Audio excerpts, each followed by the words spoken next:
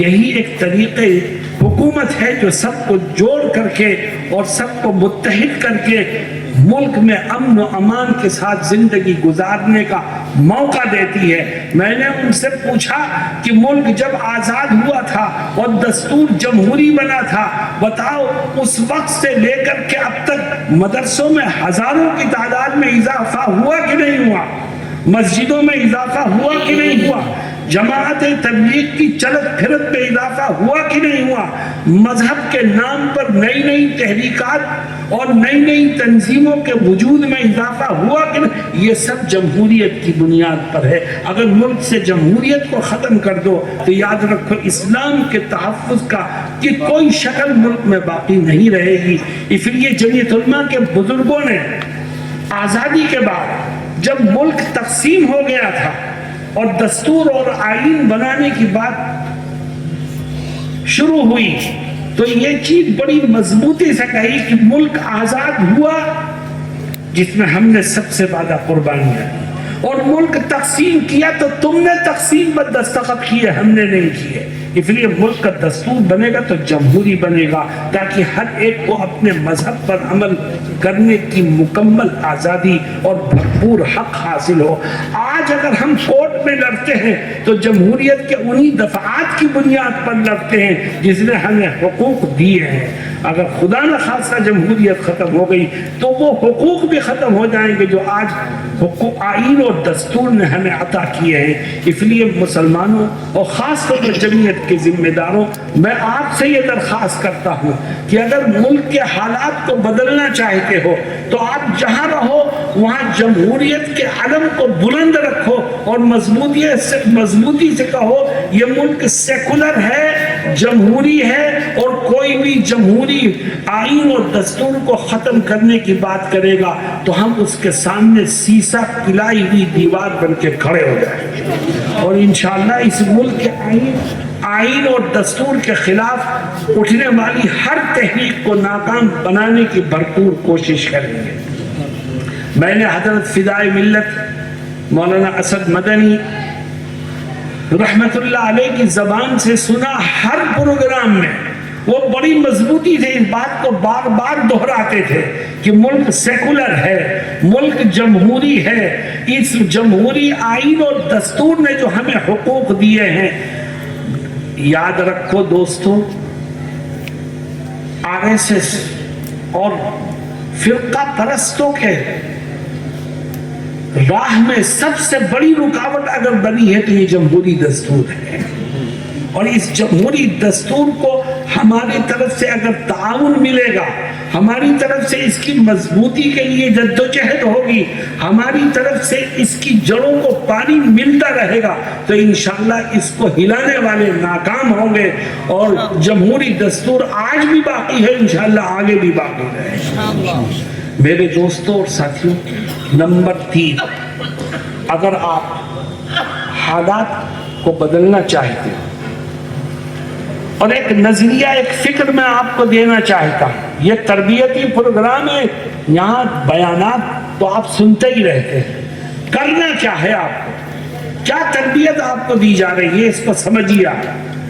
2 چیزیں میں بیان کر چکا۔ سب سے پہلی چیز ہے قومی یکجہتی کے پیغام کو عام کرنا، دوسری چیز جمہوریت کے علم کو بلند رکھنا، اور نمبر 3، اگر آپ ملک کے حالات کو تبدیل کر کے نفرت کی فضا کو محبت میں بدلنا چاہتے ہیں تو دوسرا کام یہ کرو کہ آج سے طے کرو کہ انشاءاللہ خدمت خلق کے فریضے کو انجام دیتے رہیں گے، مذہب سے اوپر اٹھ کر محض انسانیت کی بنیاد پر خدمت خلق کرو۔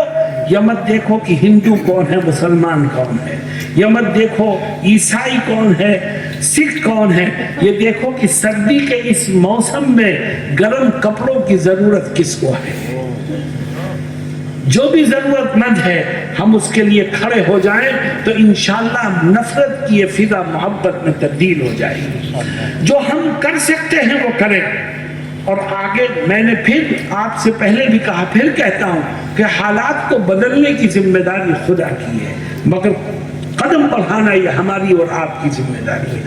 آج خدمت خلق کے کام کو مسلمانوں نے چھوڑ دیا، غیروں نے لے لیا۔ میں ابھی ایک ہفتے کے سفر پر بنگلہ دیش میں تھا۔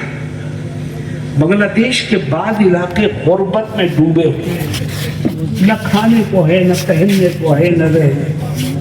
اور ان غریب غربت زدہ علاقوں میں اگر خدمت کا ویلفیئر کے نام سے کوئی کام کر رہا ہے تو وہ مسلمان نہیں، عیسائی کام کر رہا ہے۔ وہ وہاں پہنچتے ہیں ان گندے علاقوں میں، پسماندہ علاقوں میں، غریب علاقوں میں پہنچ کے کام کر رہے ہیں، اور نتیجہ یہ ہے کہ وہ ایک طرف سے تعاون کا ہاتھ بڑھاتے ہیں اور دوسری طرف سے ان کو عیسائیت میں آنے کی دعوت بھی دیتے ہیں۔ میرے دوستوں اور ساتھیوں، حالانکہ خدمت خلق کی ذمہ داری ہمارے کندھوں پر حضرت محمد مصطفیٰ صلی اللہ علیہ وسلم نے ڈالی تھی، جس کو ہم نے چھوڑ دیا ہے۔ آپ فرماتے ہیں ایک حدیث شریف میں، من نفس عن مؤمن کربة من کرب الدنیا نفس اللہ عنہ کربة من کرب یوم القیامہ۔ تم کسی مسلمان کی، کسی مومن کی، کسی بھائی کی، کسی انسان کی مدد کر اور اس کی پریشانیوں میں کام آ، اس کی مصیبت کو دور کرنے کے لیے کچھ جدوجہد کر، تو یاد رکھ کل تیرا رب میدان محشر کی پریشانیوں سے تجھے محفوظ کر دے گا۔ میرے دوستوں اور ساتھیوں، عام طور پر لوگ اس میں پیچھے ہیں، اور جمعیت علماء کا یہ عظیم کردار ہے کہ جمعیت کے خدمت خلق کی اس راہ کو اس طرح سے آباد رکھا ہے کہ اس کی کوئی مثال نہیں پیش کی جا سکتی۔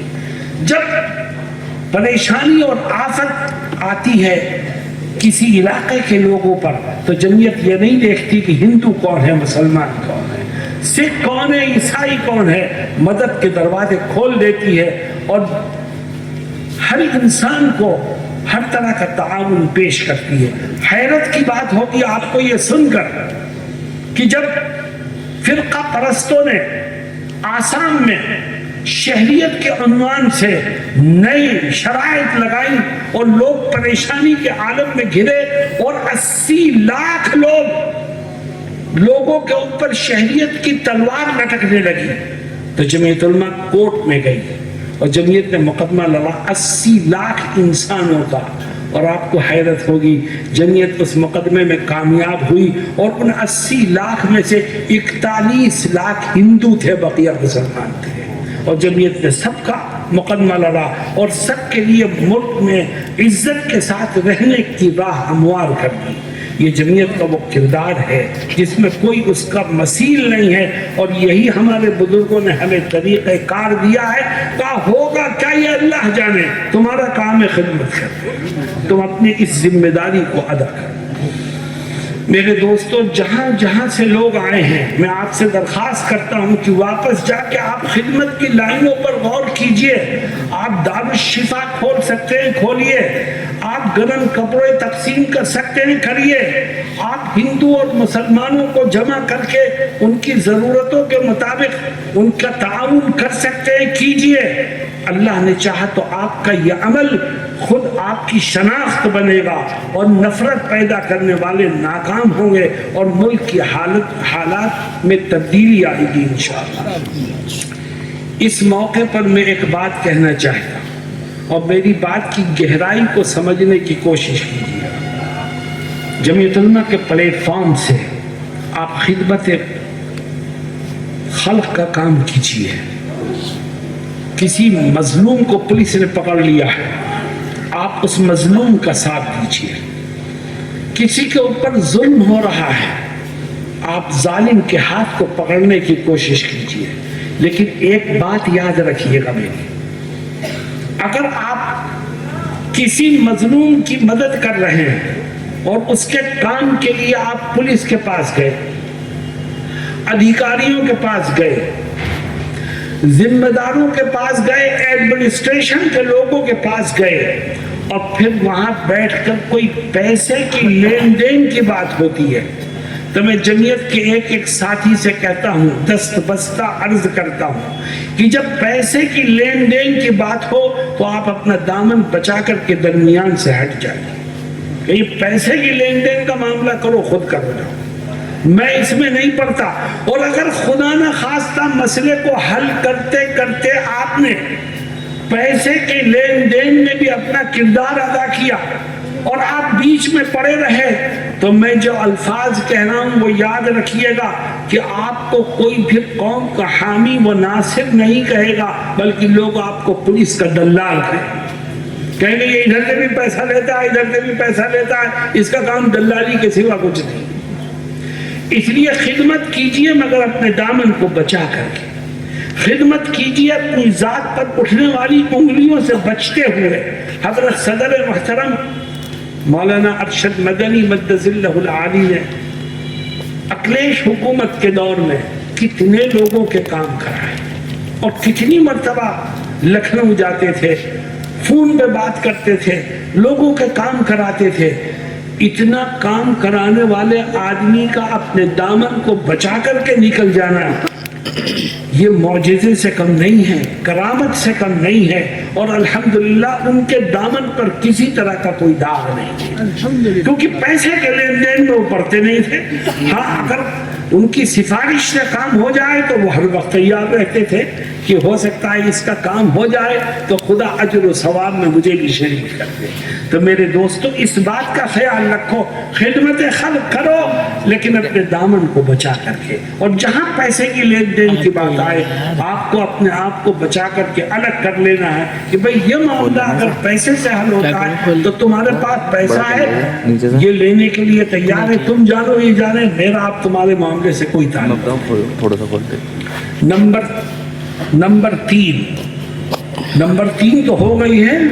نمبر 4، اگر آپ جمعیت سے جڑے ہوئے لوگوں کو صحیح سوچ اور فکر دینا چاہتے ہو، دیکھو آج ضرورت ہے کہ ہم جمعیت سے جڑے ہوئے لوگوں کو صحیح سوچ اور فکر اور صحیح نظریہ دیں، ورنہ ان نوجوانوں کو اچکنے والی قوتیں اور تنظیمیں آج گلی گلی اور نکڑ نکڑ کھڑے ہو کر ان کے مستقبل کو تباہ کرنے کے لیے تیار ہیں۔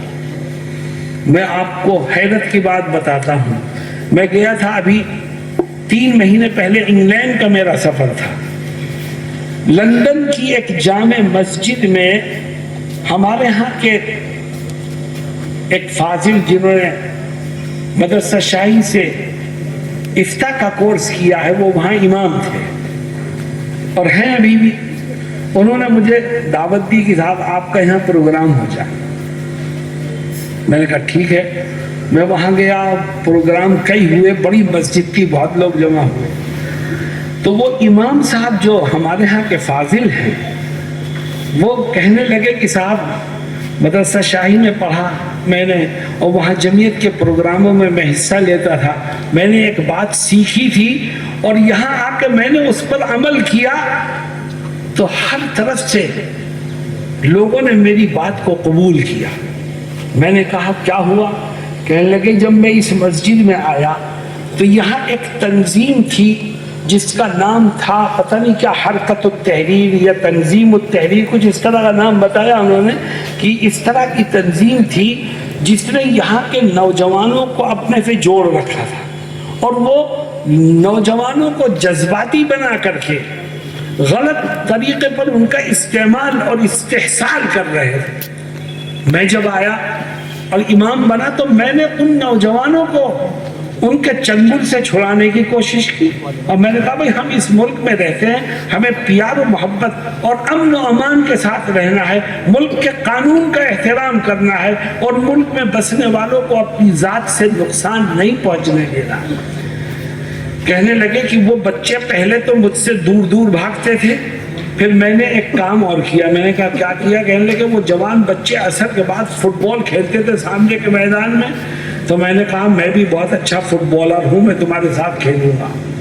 تو میں بھی ان کے ساتھ کھیلنے لگا اور جب کھیلنے لگا تو دوستی بڑھ گئی اور وہ مسجد میں میرے ساتھ آنے لگے، دوستی ہوئی۔ تو میں نے انہیں سمجھایا کہ جو فلاں تنظیم جس سے تم جڑے ہو وہ تو تمہیں بغاوت کی طرف لے جا رہی ہے، وہ تو تمہیں تباہی کی طرف لے جا رہی ہے۔ تم آؤ مجھ سے جڑو، میں تمہیں بتاؤں گا کہ اس ملک میں کس طرح سے امن کے ساتھ، پیار کے ساتھ، محبت کے ساتھ، عزت کے ساتھ رہ سکتے ہو۔ خیر وہ جوان مجھ سے جڑ گئے تو میں نے کہا پھر کیا ہوا؟ کہنے لگے پھر علاقے کا پولیس افسر نے میرے پاس آدمی بھیجا کہ میں آپ سے ملنے کا وقت چاہتا، گورا انگریز تھا، کہنے لگا میں نے وقت دے دیا، وہ مجھ سے ملنے کے لیے آیا اور اس نے کہا کہ میں صرف 2 منٹ میں آپ کے پاس بیٹھ کر میں شکریہ کے کلمات کہنا چاہتا ہوں کہ جن جوانوں کو آپ نے اپنے سے جوڑ کر کے صحیح راہ دکھائی ہے وہ ان جوانوں کا نام ہمارے پاس آ چکا تھا اور ہم 1-2 دن میں انہیں گرفتار کرنے والے تھے، آپ نے ان کو بچا لیا اور صحیح راہ دکھا کر ان کو ہدایت پر قائم کر دیا۔ ہم آپ کا شکریہ ادا کرنے آئے ہیں کہ آپ اسی طرح جوانوں کی صحیح رہنمائی کرتے رہیے گا۔ کہتے ہیں ادھر وہ پولیس افسر گیا، ادھر ان جوانوں کے والدین میرے پاس آئے اور انہوں نے کہا کہ صاحب ہم نے تو ہاتھ دھو لیا تھا اور ہم یہ سمجھ رہے تھے کہ اب ان کی زندگی جیل میں ہی پوری گزر جائے گی، آپ نے ان کو صحیح راہ دکھا کر کے ایک اچھا انسان بنا دیا، ہم دل کی گہرائیوں سے آپ کا مشکور ہیں۔ میرے دوستوں اور ساتھیوں، آج اس طرح کی تنظیمیں اس ملک میں بھی پروان چاہ رہی ہیں جو ہمارے جوانوں کے مستقبل کو تباہ کرنے کا کام کر رہی ہیں۔ ان کے پاس اس کے علاوہ کچھ نہیں ہے، ان کے پاس کوئی تعمیری پروگرام نہیں ہے، ان کے پاس کامیابی کا کوئی تصور نہیں ہے۔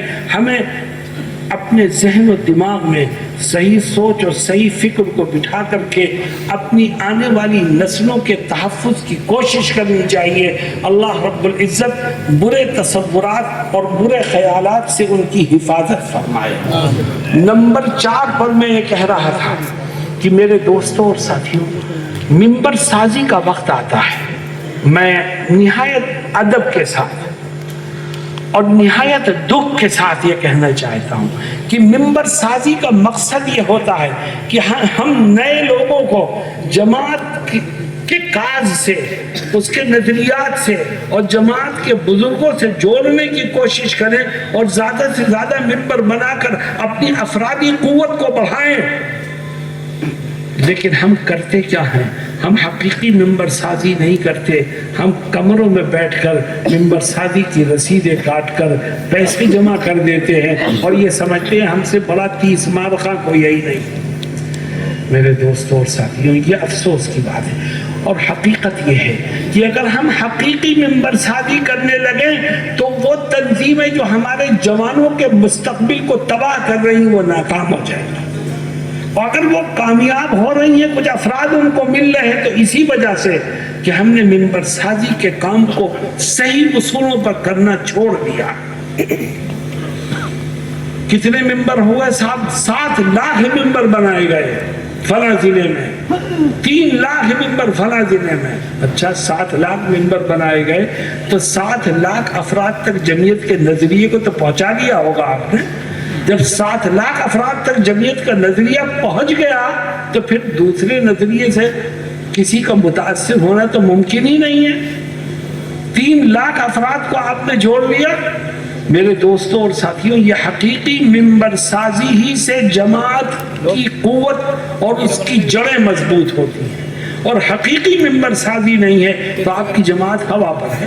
میں کہتا ہوں حقیقت یہ ہے کہ اگر جماعت کی آواز پر لوگ جمع ہو رہے ہیں، آپ یہاں آئے ہیں، بڑے بڑے میدانوں کو لوگ بھر دیتے ہیں، تو یہ ہمارے بزرگوں کی قربانیوں کا نتیجہ ہے، اس میں ہمارا کوئی کمال نہیں۔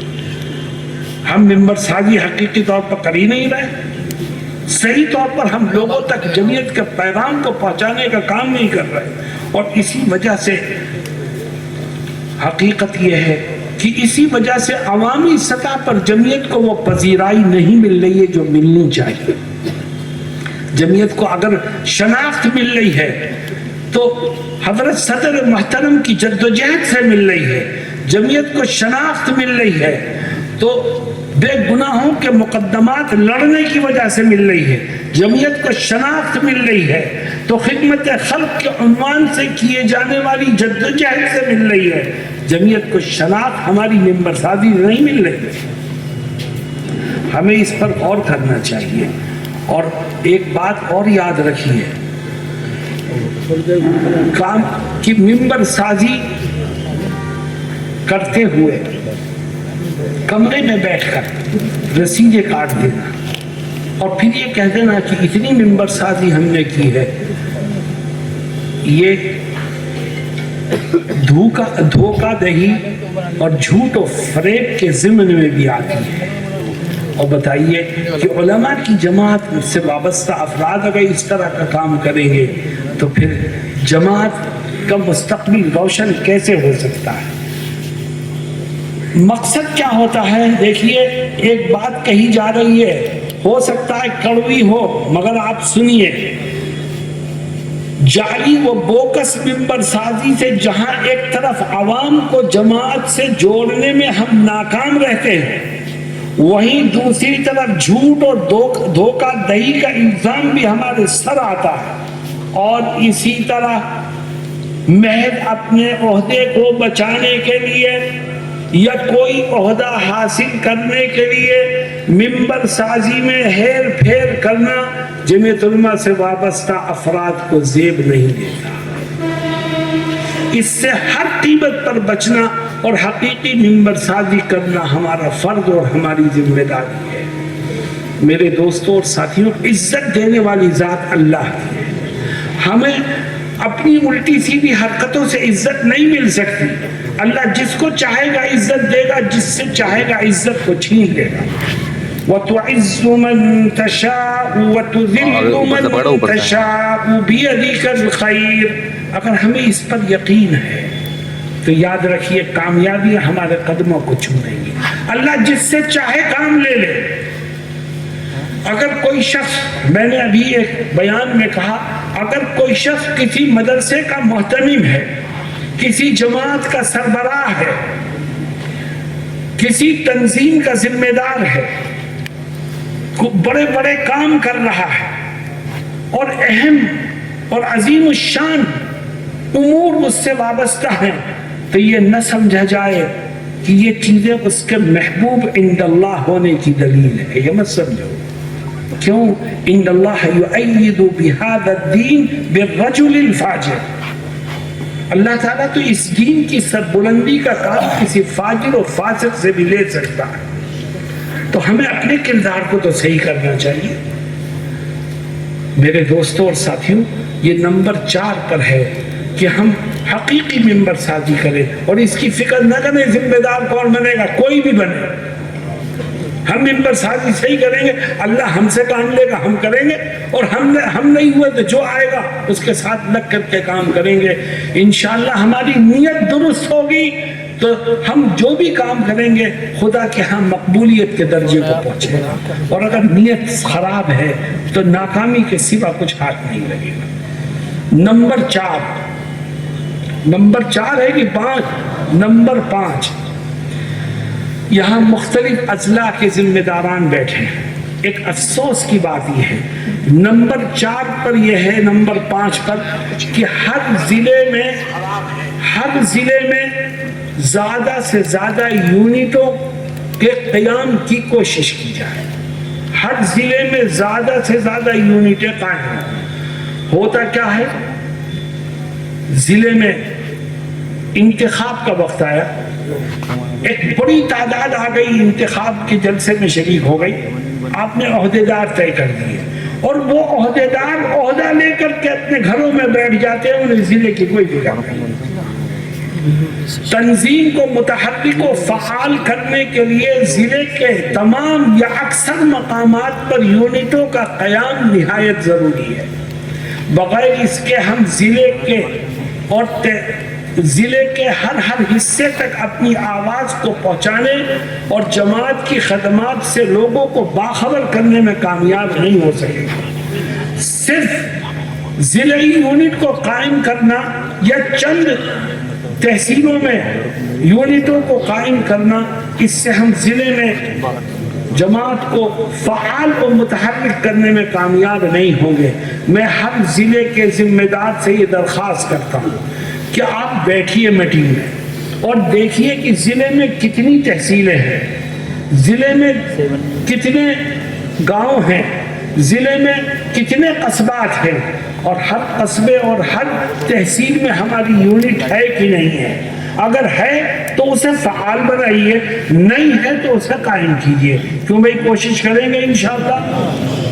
نمبر 6، یہ بھی بہت اہم چیز ہے، جماعت مضبوط نہیں ہو سکتی بغیر اس کے۔ نمبر 6 پر میں جو بات آپ سے کہنا چاہتا ہوں، آپ نے ضلع میں انتخاب کر لیا، عہدیدار طے ہو گئے، آپ نے یونٹیں بنا دی، لیکن افسوس کی بات یہ ہے کہ بہت سے ضلع ایسے ہیں جہاں صرف انتخابی میٹنگ ہوئی، اس کے بعد کوئی میٹنگ ہوئی نہیں۔ آپ کے پاس وقت ہی نہیں ہے، آپ میٹنگ ہی نہیں کرتے ہو، نہ ضلع کی میٹنگ ہو رہی ہے، نہ تحصیل کے ذمہ داروں کو بلایا جا رہا ہے، نہ ضلع کے حالات پر غور کیا جا رہا ہے، تو جماعت زندہ ہو اور متحرک ہو تو کیسے ہو؟ ضلع کے ذمہ داروں کا فرض بنتا ہے کہ وہ اپنے ضلع کی یونٹوں کے ذمہ داروں کو وقتاً فوقتاً میٹنگ میں بلاتے رہیں، ان کو جمع کرتے رہیں، کارگزاریاں سنتے رہیں، اور موقع بموقع ضلع کے تحصیلوں اور قصبات میں جاتے رہیں، کیونکہ جب تک ضلعی اور مقامی یونٹوں کا رابطہ آپس میں نہیں ہوگا، اس وقت تک جماعت کو فعال اور مستحکم بنانا یہ ایک خواب ہوگا جو کبھی شرمندہ تعبیر نہیں ہو سکے گا۔ بہت سے ضلعوں میں حال کیا ہوتا ہے، غور کیجئے اس بات پر، بہت سے ضلعوں میں صرف انتخابی اجلاس بڑے اہتمام سے منعقد کیا جاتا ہے، اور پھر عہدے لے کر ذمہ داران اپنی ذاتی اور دیگر مصروفیات میں مشغول ہو جاتے ہیں، اور جماعتی و تنظیمی ذمہ داریوں کو پورے طور پر پس پشت ڈال دیتے ہیں۔ میرے دوستوں اور ساتھیوں، یہ ایک دفعہ نہیں، ہم چونکہ پورے صوبے پر نظر ہے، اس لیے بہت سے ضلعوں میں یہی معمول بن گیا ہے کہ پورا ٹرم ختم ہوا، انتخابی اجلاس ہوا، عہدے لیے پھر بیٹھ گئے، پھر پورا ٹرم ختم ہوا، کوئی میٹنگ نہیں، پھر انتخابی اجلاس ہوا، آئے اور عہدہ لیا، پھر بیٹھ گئے۔ لا حول ولا قوت الا باللہ۔ ایسا ہی کچھ بعض اضلاع کا بھی معمول ہے، ہمیں اس میں تبدیلی لانی ہے اور آپسی رابطوں کو مضبوط کرنا ہے۔ بعض ضلع ہیں جو ہر مہینے میں ایک میٹنگ کرتے ہیں ضلع کی، اور اس میٹنگ میں اپنی جو قصبے کی یا تحصیل کی یونٹ ہے اس کے ذمہ داروں کو بھی جمع کرتے ہیں، اور ان سے کہتے ہیں بھئی اپنے حق کی کارگزاری سنا، اور پھر وہ وہاں سے لائے عمل طے کرتے ہیں اور ضلع بھر میں اس کو لے کر کے چلتے ہیں، اور ضلع کی ہر یونٹ کو ہر مہینے میٹنگ کے بعد کچھ کام دیتے ہیں کہ آپ اپنی یونٹ میں، اپنی مقامی جب اکائی میں اس کام کو انجام دیجئے، اور اگلی میٹنگ میں آ کے اس کی رپورٹ دیجئے گا، تو ہر ایک متحرک رہتا ہے۔ اور اگر ایسا نہیں ہوا تو یاد رکھیے ہمارے کارکن ہیں مگر وہ ٹھنڈے پڑے ہوئے ہیں، ان کو کسی کام سے کوئی مطلب نہیں۔ دو باتیں اور کہنا چاہتا ہوں، اور ان دو باتوں میں سے پہلی بات یہ ہے، مولانا حبیب اللہ نے بھی اس کی طرف اشارہ کیا، وہ یہ ہے کہ بار بار توجہ دلائی جاتی ہے کہ سماج میں پھیلی ہوئی برائیوں پر روک ٹوک کا کام ہمارا اور آپ کا زیادہ ہے بنسبت دوسروں کے۔ علماء کی ذمہ داری ہے کہ وہ روک ٹوک کریں، نہیں عن المنکر کریں۔ قرآن کہتا ہے وَلْتَكُن مِّنكُمْ أُمَّةٌ يَدْعُونَ إِلَى الْخَيْرِ وَيَأْمُرُونَ بِالْمَعْرُوفِ وَيَنْهَوْنَ عَنِ الْمُنكَرِ۔ تم میں ایک جماعت ایسی ہونی چاہیے جو لوگوں کو خیر کی طرف بلائے۔ اور خیر کا کیا مطلب ہے؟ قرآن یفسر بعضہ بعضا، دیکھیے اگلی آیت کا اگلا حصہ خود تفسیر کرتا ہے، یدعون الی الخیر، خیر کی طرف بلائے، اس کا کیا مطلب؟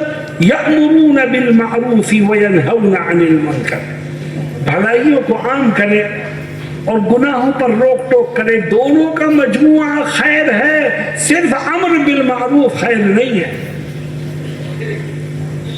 اور امر بالمعروف یہ صرف علماء کی ذمہ داری نہیں ہے، جس کے پاس تھوڑا سا بھی علم ہو وہ خیر کو پھیلانے کا کام کر سکتا ہے، چاہے وہ کسی مدرسے کا فارغ ہو یا فارغ نہ ہو۔ بلغوا عنی ولو آیۃ، لیکن نہیں عن المنکر کا کام تو صرف عالم ہی کر سکتا ہے، کیونکہ اسی کو پتا ہے کہ کیا حرام ہے کیا حلال ہے، کیا جائز ہے کیا ناجائز ہے، کون سے عقائد